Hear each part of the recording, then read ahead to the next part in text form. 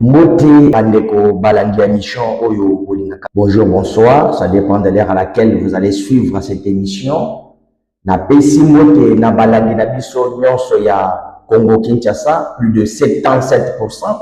Na pesi Mbote na Balandi nyonso ya États-Unis d'Amérique, plus de 15% au Bozawolanda biso. Na pesi Mbote Balandi nyonso ya France, Marseille.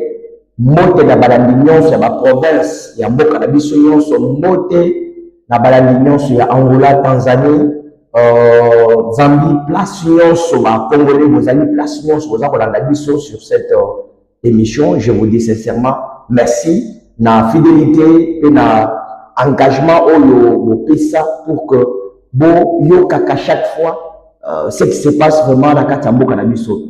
Alors, pourquoi le n'a eu qu'au traîner milité, n'a eu qu'au milité, parce que vous savez que tout ça n'a pas matière, il y a qu'au partager entre amis sur la bino. Tous les cas capables de n'est qu'il y a que sur la bino boyer, parce que les gens ma cambo, les sénégalais vraiment tout partager. On a balingi, infliger biso, désinformation. Alors, même biso, patriote, oyo, to bali 5 minutes, na biso na mabélé, to jamais qu'on permettre un mot oyo, et comme il y a bangona. Alors, c'est ainsi que tu peux la question, ce qu'ils ont dit, vous avez 3 seulement. La 3 questions, tu peux le très bien, chef de l'État, Aza, on s'est retrouvé dans la grand bandou, actuellement là, toutes les institutions du pays. Aujourd'hui, là, tu peux la capitale, Yamboka, Yakongo, et ça, la Katia, grand bandou. Donc, ma province, Oyotolobi, Maïdomé, Ouilou, Congo, donc non seulement la capitale de la RDC, c'est parce que la institution ils ont constitué la minute la ville de Bangondo. Alors, tu connais bien les sous question qui apporte nous il y a la partie politique bon bah ici na accueil il y a mon café les soldats qui se dit Chilombo et tant que tu la apporte na bango on va aussi parler l'impact hein moi comment la partie politique et pourquoi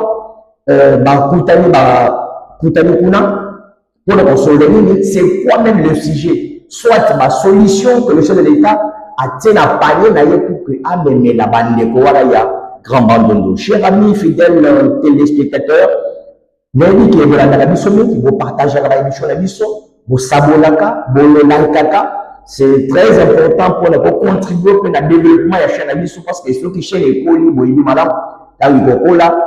Hein, changer et nous allons aussi chercher à courir les conditions possibles pour que tout le monde atteindre la place non sur vos amis, na chombo na maboko, pour cliquer au côté na YouTube na yo, au Betika KJN News télévision, au Beti parlons plus télévision, au comment le misowana au Kolanda émission au Bimana et puis tu peux lever l'impact.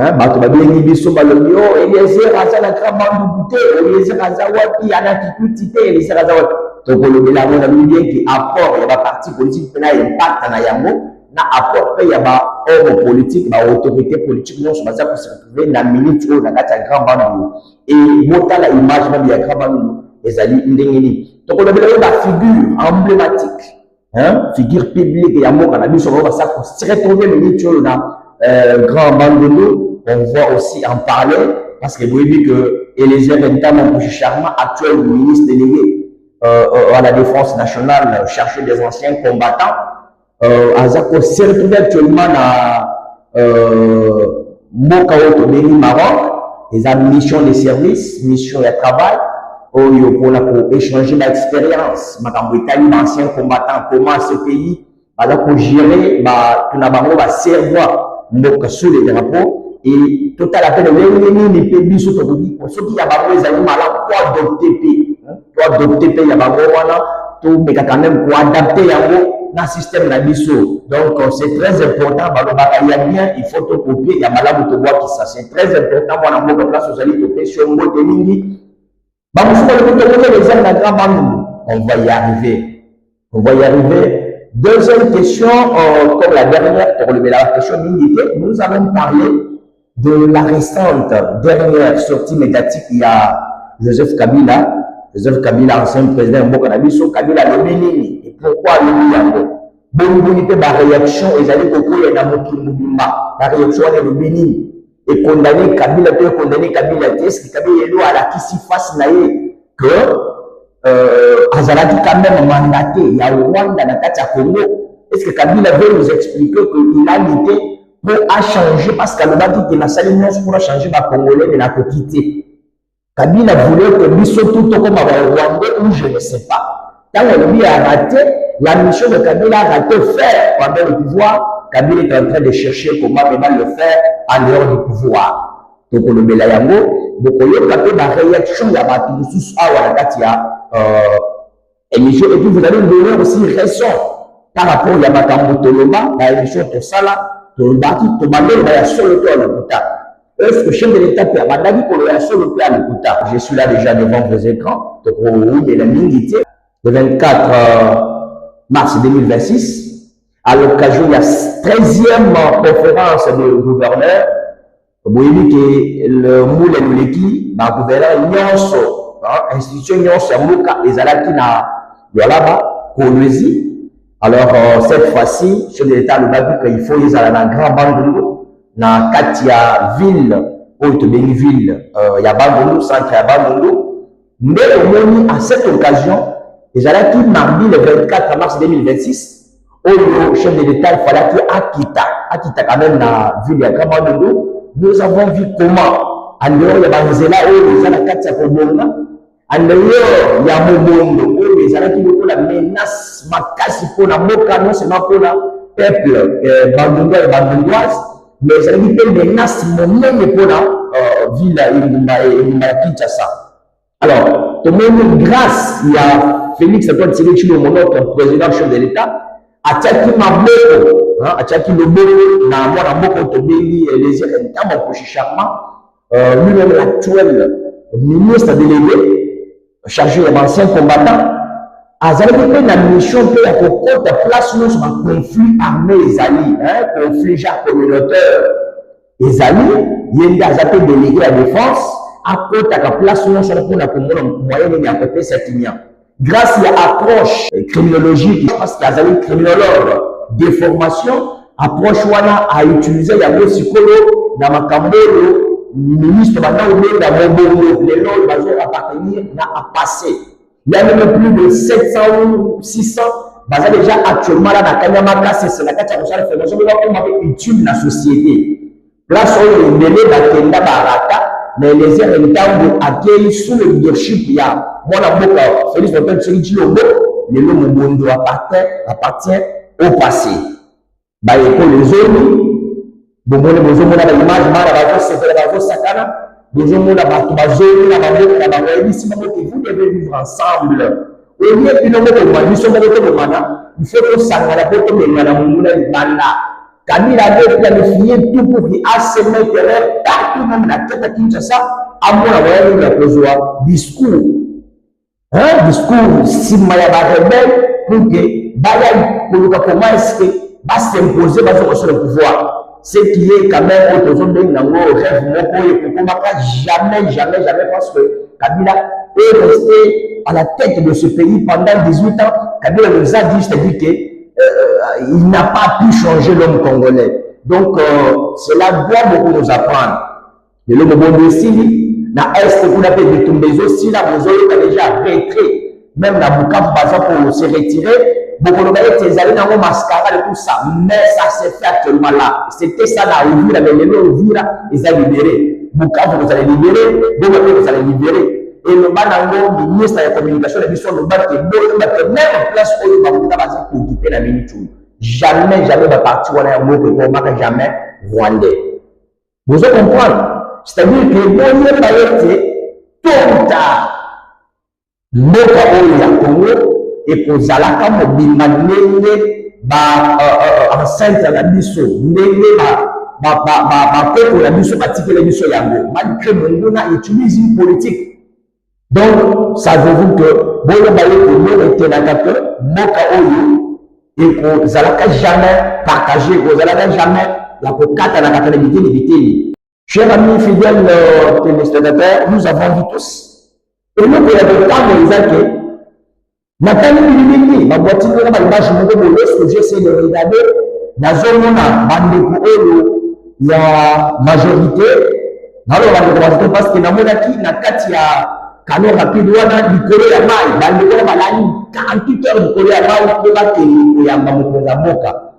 Namoni milongo ya bato moko nayebi, namoni baconseiller communaux, namoni conseiller communaux, voilà, bozomona image, conseiller communal ya Lingwala, namoni mpe conseiller communal ya Gombe, namoni badrapeau lokola drapeau ya parti politique Action Commune pour la République bozomona, namoni mpe drapeau mosusu ya parti ya mwana mboka excellence Didier Boudimbu bozomona yango, na ya ASER parti ya mwana mboka élection Ntambo excellence ministre délégué bozomona yango mpe bandeko oyo bariske mpo bakende koyamba mokonzi ya mboka na bande de ville komona yango epesi esengolo motema mobima oyo peuple congolais lelo azongeli kolinga président ya mboka na ye liboso ezalaka na oyo tobengaka illégitimité ya pouvoir oyo epoza biso etinde biso na badialogue ti lelo bandeko yaka bazali contester kaka pouvoir, mais aujourd'hui nous avons un président wazalaki élu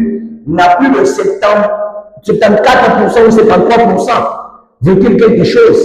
Donc lisolo ya illégitimité ya pouvoir wana esila ekoma na ngoka lisolo bakongole lelo bakase mobilisaki sima ya mwana mboka le président de la République Félix Antoine Tshisekedi Tshilombo oyo tozometela maboko tozosoutenir na bitumba azosala diplomatie na komba ya kotonga surtout kotonga mboka bana bandeko ya ngai moko ezotonga bakosalino te monguna aza na discours ya mikuta discours ya kocréer koseme terrain discours ya koséparer ya kodiviser lelo la question n'est pas ya kose diviser question eza ya kosangana kozala mutu moko ndo bomoni eloko eleki na bande de ville ezalaki nini tala bato ebele population ebele basangani balobiki fo toyamba mwana mboka fo toyamba mokonzi ya mboka na aéroport ezalaki plein à craquer totala boye tala badrapeau etandani voilà tozomona baimage yango wana ezoleka ebili tozoloba langage moko na biso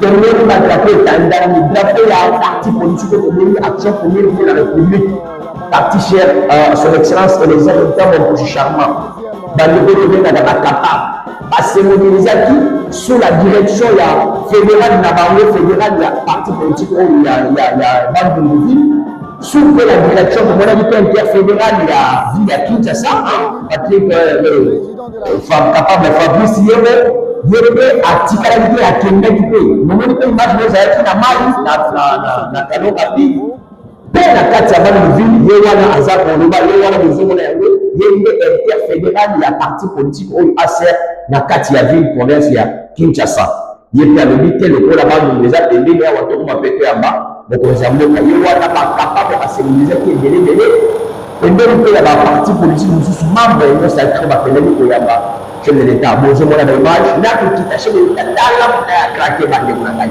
plein ya krake impact sikoyo ezali nini impact eza ke tomoni kaka deja bandeko baza na kati ya salle nene chapiteau oyo ezalaki bamonte yango kaka na dans la sainte ya ya bandomu tomoni na kati chef de l'état nyonso baloba batindeli biso image moko boye tomoni biso image wana ntango totali ezali ya conseiller communal ya élu ya Lingwala raison pas pour la voix de la sœur alobi a animé a expliqué biso signification ya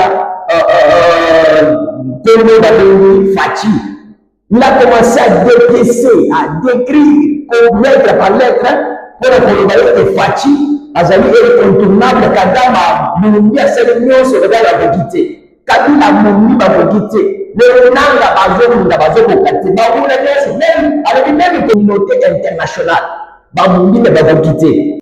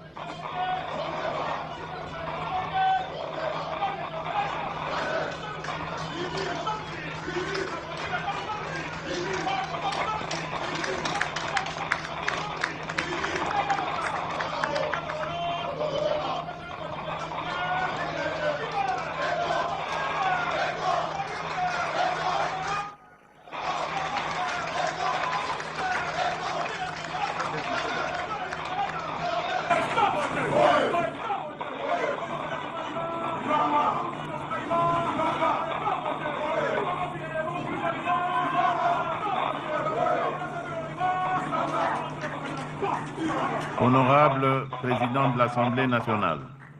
Oui, la voix de la serre. C'est que place c'était la serre qui gagnait. Alors, quand on a dit c'est là où on a dit les airs azatés, les airs azatés. Les airs à question, et les airs azalaki na bandundu ou pas. Ok, azalaki na Maroc, tout le monde a appelé na Maroc, il y a communiqué na Maroc, il y a communiqué na voyage, tout. Azam moko o ya tika bureau, akende na zamba, sorti pour les lever. Bah reporter conférence, on a plus de 3 fois les années à cause de l'insécurité de la il y a grand monde. Mon bon, on va copier tout. Batika kita mona moko accéléré. À utiliser l'approche de la stratégie non sur les lots de la partie au passé. C'est beaucoup de gens beaucoup de fatigue, na show ya portail sur les airs et la mosala madame qui tombe les airs à salir dans la grand ballon. Les lots de monter, tant même na bazama ya sama et les lots de les techniquement beaucoup mais jamais. Et les airs, azaki la mission et service na Maroc, et les airs, azaki sous la carte à bande. Et Josué le ministre, oui, azaki na Maroc, la mission de travail, pour l'intérêt à Moka, azaki peut la carte à grand bande, ayandi péché de l'État. Voilà les qualités, voilà la partie de l'État, les qualités, la carte à grand bande. Et c'est que nous avons tomber de la bande vraiment, Maboko. Et s'il était, parmi les figures emblématiques, nous avons vu les notables. Il y a Grabandou, Azali PCA, INACO, Institut National des Archives du Congo, Yende Azali, président du conseil d'administration, il y a entreprise Oyo, tout le monde est Nakatia Poso, Nakatia, nous avons qui notable à Bandundu. Na kati pe ya ki fils, je crois que fils politique, il y a père Nabiso de la démocratie, Etienne Tshisekedi Mulumba. Moi, la mboko ko bengi comme on a Richard Compaye Simai. Il y a qui taki avant que Makambo Banga asangisi ba yumbe le bandu vengi ba benga na ba ngolo mo ngolo asangisi ba ngona kati salle même plat à craquer. À saluer discours, on a eu accès sur le changement de la constitution, à un changement, à participer de la démonstration pour faire la démonstration à la question de la grande comme la raison fondamentale de la constitution de il y a 2006 et c'est qu'il faut changer yango. Constitution où les actes bloqués de développement, il y a des questions qui changer yango. Constitution où les actes paient sa chance. Ma casse na bango pour débat ya attaquer nous sur à tout moment il faut changer yango. Constitution il faut respecter la réalité yango la question peut changer yango wana zaki maloba ya mwana moko Richard Compaye Simai que je vous propose quand même cette petite image bola de pays yango bolo que la image depuis là. Je suis agréablement surpris. La population a participé et je me suis rendu compte que cette population avait vraiment besoin de quelqu'un pour l'expliquer. C'est samedi 21 mars 2026, l'excellence Richard Compaye Simai, le PCA de l'INACO, digne fils de Bandundu, est arrivé dans sa ville natale en marge de la 13e session de conférence des gouverneurs. À son arrivée, il s'est dirigé vers la salle Clark où il a lancé une campagne de sensibilisation en faveur du changement de la constitution, soulignant que l'actuelle législation ne répond plus aux réalités du pays. Selon Richard Compaye, plusieurs articles de la Constitution présentent des faiblesses qui entravent le bien-être du peuple. Après échange enrichissant, il a invité la population du Kwilu et de Bandundu à soutenir cette initiative, promettant d'organiser une large campagne à travers la province. Cette constitution de la 3e République est devenue obsolète. D'entendre d'ailleurs, c'est une constitution que notre leader avait refusé, Etienne Tshisekedi Mulumba. Nous nous sommes rendus compte réellement, c'est une constitution qui nous pose beaucoup plus de problèmes que de solutions. Une constitution piégée, une constitution qui a instauré un système de mafia dans notre pays. Une constitution d'infiltration, une constitution de massacre, une constitution de guerre à répétition.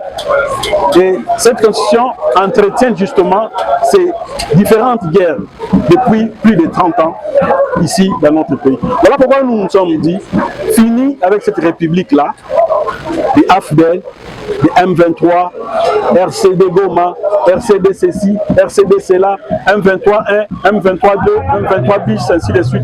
Et dernièrement, l'autre mouvement là de Nanga, c'est quoi encore? Je n'ai même pas retenu le nom de ces mouvements. Donc, ça continue.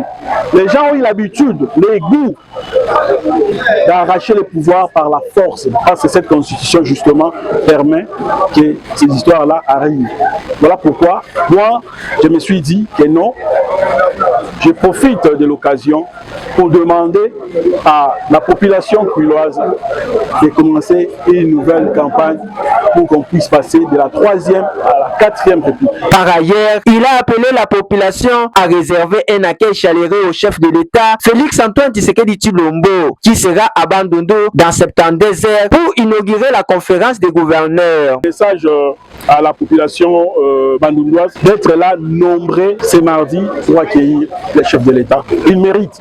D'ailleurs, nous l'avons démontré pendant les élections. Il a été élu ici à main levée chez Petit. Avant, les gens ne dirigeaient pas le Congo. Kabila ne dirigeait pas le Congo. Kabila dirigeait Kinshasa.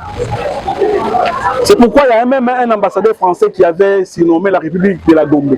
Je ne sais pas si vous vous rappelez de ça. Et aujourd'hui, depuis que Félix-Antoine Tshisekedi est là, il dirige le Congo. Cet engagement de Richard Compaye illustre son soutien indéfectible aux idées du président de la République et sa volonté de rassembler toutes les couches de la population pour un avenir meilleur. Sensibiliser le membre avant que le chef soit là, à l'Obiba, membre nyonso, bandeko nyonso ya bande de place Bazali, ville, ya bande de ville, bakita na aéroport, bana koyamba pour réserver mobilisation, moko ya bakasi, pour réserver accueil moko chaleureux, et pas ya mokonza mboka Fatim Bertrand. Et vous avez vu même les images, et c'est ngeli bato ya mettre la bango vraiment à boko. Moi na mboka oyo to bengi Richard Compaye Simai. Azali candidat député national, makambo de côté bango bazalaka moko balingaka, il faut balingaka d'une manière pacifique. ezalaki bato oyo bazotambola na bokende nyonso mpona kosécurize mpe koprotege mo place bamafia ezali bango bakotaka te yango nde namoni mpe atiaki candidature na ye na sénatorial mpe na gouvernement amoni mafia ndenge ezobaluka ezobaka ezokita nono moi je me retire ezali logique etienne Tshisekedi ya mulumba yango wana bato oyo nde tozosenga bana mboka bazala nsima na bango pour que soki élection ekozalaka tolobi bien soki ekozalaka parce que tout le monde peut se l'état et avant que tout d'accord madame Wana j'essaie un peu d'anticiper un peu à l'objet qu'il faut tout ça on va devenir recensement dans Katambo mamoso bandoko zela normalement pour l'élection comment on peut répondre pour la mission vous devez dépenser plus de 2 milliards chaque après 5 ans pour organiser l'élection alors qu'il y a des difficultés des guerres partout parce que la solution partout on a défié les pour les minutes, le monde va conseiller basé élu, conseiller communaux.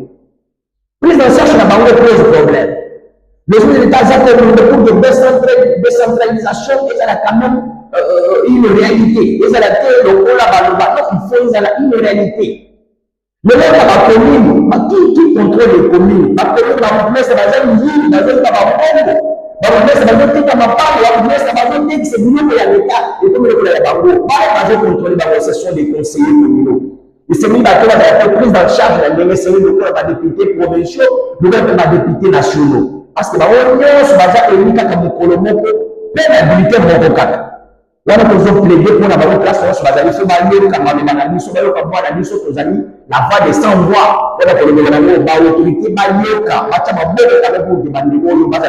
bien, parce que quand même, il y a comment on en charge des besoins, il y a des électeurs dans le tout le monde, moi, la l'État a dit qu'il faut tout recenser. Pour éviter sur l'élection, mais ce qui est l'élection, il faut que les gens voter dans le milieu. Cause ça va les inventer, cause ça va Richard Compaye, cause ça va pas piquer, cause ça va pas pour la trésor. Aujourd'hui, ça va députer pour l'intérêt général de la population. Parti le parti où il y a élevé un tabou à ça. Et ça parti où il y a capable de faire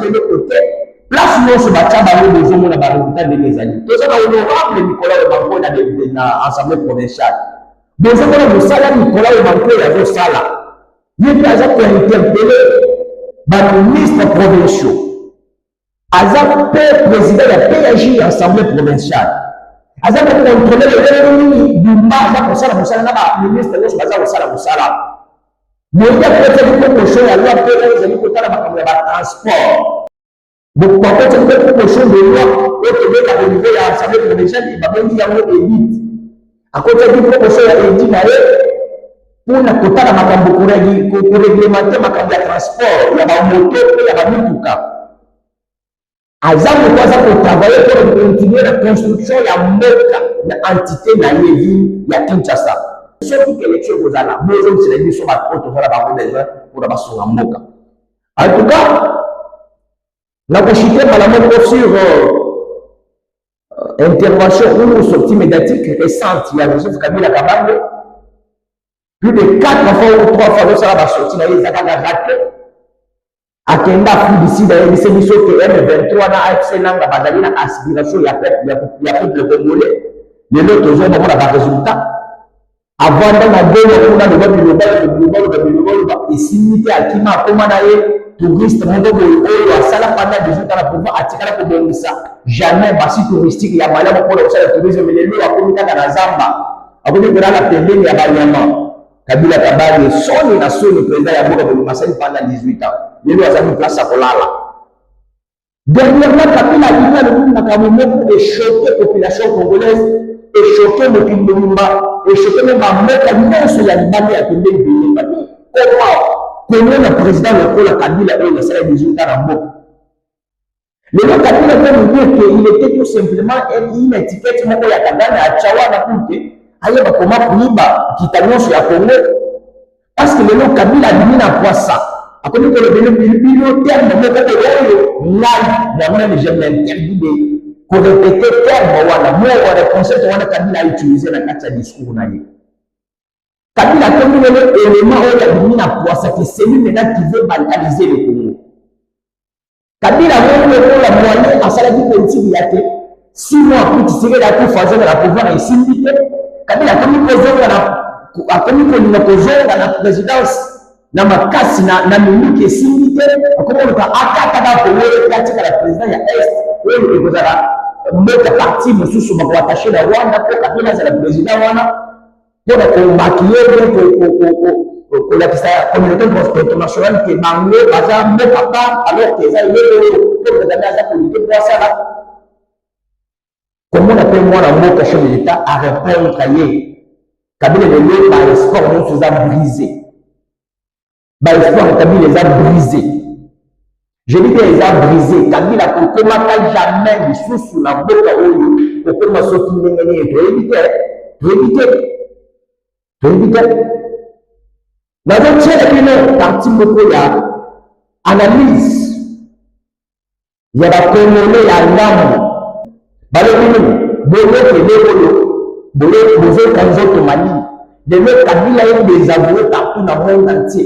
La dernière sortie de Joseph Kabila m'afflige. Parce que voilà, Joseph Kabila, jeune leader, qui est arrivé par effraction à la tête de la RDC, mais qui est sorti par le portail républicain. C'était dans une Afrique où c'était rare de voir une alternance pacifique. Tout le monde a salué. Jeune qu'il est, on se disait qu'il devait se réintroduire la scène politique de manière républicaine. Et malheureusement, c'est encore, je crois, la 4e sortie ratée. Souvenez-vous, depuis qu'on a commencé à traiter le dossier de l'Est, on l'a vu au cours d'une séance, d'une allocution, je crois, en Afrique du Sud, où il avait comme ça dressé un réquisitoire contre le régime avec tout ce qu'on peut imaginer comme outrance. Et puis il y a eu, souvenez-vous, son retour par Goma. Je pense avoir lancé, bien avant, je dis, ce serait intéressant pour Joseph Kabila de rentrer par Kinshasa, qui vienne, en tant qu'ancien chef d'État, drapé de tout son statut, de venir dire, vous m'avez accusé de tout, je viens à Kinshasa pour venir m'expliquer. Malheureusement, il est rentré par Goma, on connaît la suite. Il est devenu quasiment le chef rebelle. Ah, c'est le cas, où? Je vais y revenir. Il est parti du côté du Kenya pour aller créer Sauvons le Congo, mais qui a été démontré par la suite que c'était juste une couverture de l'AFC. Et comme il est tombé dans le piège de Félix Tshisekedi, qui dès le départ a dit, mais le véritable chef de l'AFC, c'est Joseph Kabila. Aujourd'hui, les faits lui donnent raison. Et la dernière sortie, je pense que ça devient, pour moi, c'est une espèce de bascule. Bascule pourquoi? Parce qu'il y a le mot soudanisation, on va y revenir, qui m'a fait comprendre en réalité que Joseph Kabila, c'était véritablement, je l'avais dit sur ce plateau, c'était véritablement le vassal de Paul Kagame, imposé à la tête de la RDC pendant 18 ans, par une espèce de conglomérat de mafieux qui partaient de l'Afrique du Sud en passant par la Namibie, le Zimbabwe, en Europe, aux États, les lobbyistes américains, qu'on a imposé pendant 18 ans, et qu'en réalité, aujourd'hui, il vient de ôter le masque. Ôter le masque. Parce que qu'est-ce que ça veut dire, soudanisation? Ça veut dire, tout simplement, on passe de la balkanisation à créer un RDC du Sud, ou RDC Est. Qui est le rêve de qui? De Paul Kagame. Paul Kagame, qui a changé de narratif tout au long du conflit. Un coup, l'histoire a été... Il faut revisiter l'histoire parce que l'Est appartenait avant l'Antiquité au Rwanda. Un coup, il faut aller sauver les Banyamulenge. Un coup, il faut aller sauver les Tutsis. Bref, Kabila vient de ôter le masque. Et c'est une question qui se pose pas seulement à la RDC, je le disais en off. Cette question se pose à l'ensemble de la communauté africaine, de la communauté internationale. Parce que Joseph Kabila vient, à travers cette sortie, cette interview, non seulement de tenter de revisiter les frontières de l'histoire qui ne dépendent pas de nous, mais en même temps de risque de fragiliser le peu de stabilité à travers les frontières que nous avons à la fois en Afrique centrale et en Afrique de l'Ouest. Bref, pour moi, c'est une bascule et en même temps un défi lancé à la classe politique de la RDC et au-delà de l'Afrique.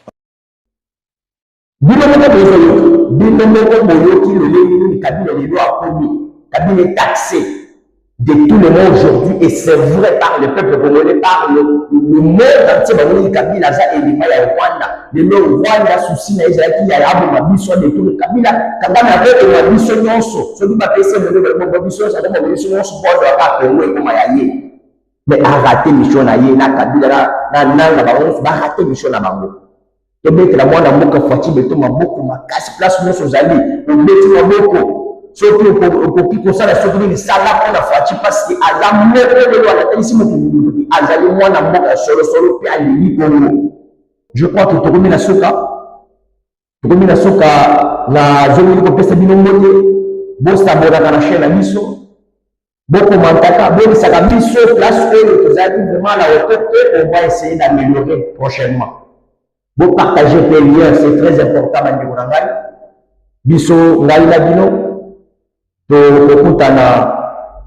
prochainement, mais avant la test en mot dans le secrétaire général de la parti politique Action Commune pour la République, ACR, là, sur la capable sur la partie de la présidence pour la Moussala Madame Moussala qui tombe, Bassali va mobiliser, qui tombe la couleur de ACR pour la Mokozamoka. Quand Jean Kazali, secrétaire général, il y a eu la loi. Vous allez pour mériter Moussala Kitoko.